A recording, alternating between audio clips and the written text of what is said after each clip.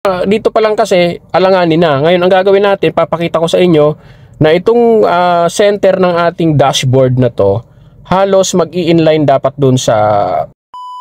Alright, another video na naman tayo ngayon mga kaibigan. So ang tutorial po na to mga kaibigan ay para po dun sa mga nag-aaral na hirap sa pagtansya kapag may mga nakapark sa gilid, ano daw ba yung reference, paano daw tansyahin para hindi masabitan yung sasakyan na dadaanan kapag mayroong nakapark sa gilid. Ito mga kaibigan, papakita ko sa inyo kung saan tayo titingin, kung paano natin tatansyahin. So ito po, panoorin po natin mga kaibigan.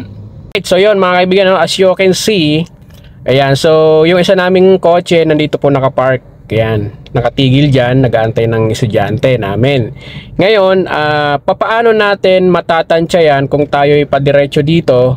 Papaano natin yan matatansya na hindi aabutin yan, na hindi matatamaan ang kotse na yan? So mga kaibigan, obviously sa sitwasyon natin ngayon, kapag diniretso ko po itong way na to, sasabit na po yung tagiliran niya dito sa tagiliran natin ng kotse natin. Yung side mirror pa lang baga tumama na doon. Ngayon, papaano ko siya matatansya para hindi ko siya tamaan ng masabitan? Okay. So, kung mapapansin nyo mga kaibigan, yung aking pagkakaupo dito sa driver seat, ito po yung una-una yung gagawin. Dapat nakaupo po kayo ng maayos sa inyong upuan na hindi po kayo sumisilip. Ngayon, sa tingin nyo na yan na diretso, yung pinakang dulo ng kotse na to, ito, at saka itong dulo ng hulihan mga kaibigan, kung kayo po ay approaching, padaan po kayo ng diretso, siguraduhin nyo na from here sa tail na to hanggang dun umabot sa dulo ng kotse na to, yan yung itim na yan, kailangan dito nyo siya mabubuyo sa gitna. Yan. Okay, dito sa center na to, sa pagkakaupo. Yan, dito po.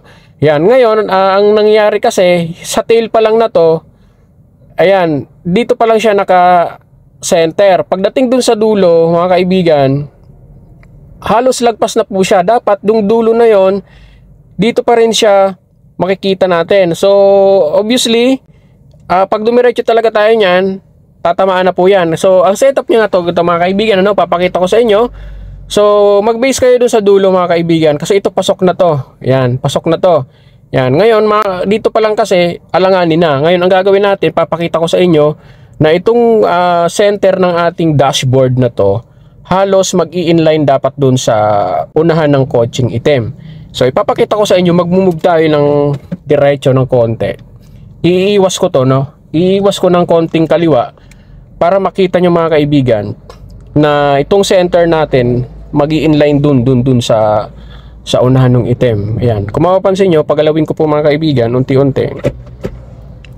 Okay. Kung mapapansin nyo, pansinin nyo po yung ating center.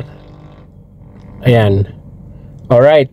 So kung napapansin nyo, yung center na to ay pumantay na dun sa harapan ng itim na kotse na yan. So yan, hindi nyo na yan matatamaan. Kapag dumiretso na kayo mga kaibigan, kapag umabante na po kayo, hindi nyo na siya aabutan. So, testing natin. Ayan, ito po yung basehan natin yung may side mirror na yan, dulo ng kotse ay nakapantay na dito sa ating center ng ating sasakyan. So, kung mapapansin nyo, ayan, unti-unti akong umaabante at kahit ibalik mo na yung manibela mo ng unti-unti, ayan, hindi mo na matatamaan yan. Yan. Okay, kung mapapansin mo sa side mirror, tingnan natin sa side mirror yung ating spacing dyan. Yan, yan po yung spacing niya, actual na spacing niya dyan sa gilid. Yan. Alright, so ganun po mga kaibigan ang pagtansya, Kung mayroon po kayong mga madadaanan, katulad po nito, itong coaching pula na to, example ulit natin. Yan.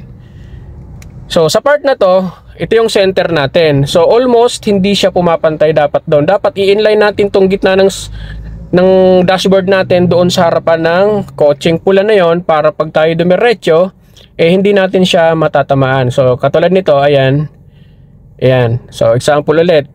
Yan, okay. So itong center na to ng kotse natin, in-inline natin doon sa coaching pula. Pag dumiretso tayo, hindi yan sasabitan mga kaibigan. So yung mga kaibigan, sana po nasundan nyo yung video para po ito dun sa mga nahihirapan mag-drive, no? Pagtansya, kung may mga madadaanan man kayong mga sasakyan na nakapark, lalong-lalo na kung medyo masikip po ang kalsada. Siyempre, minsan may mga nakapark sa gilid.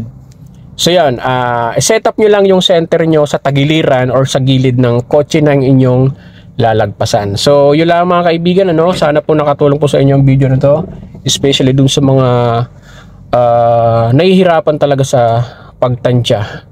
Alright, that's it.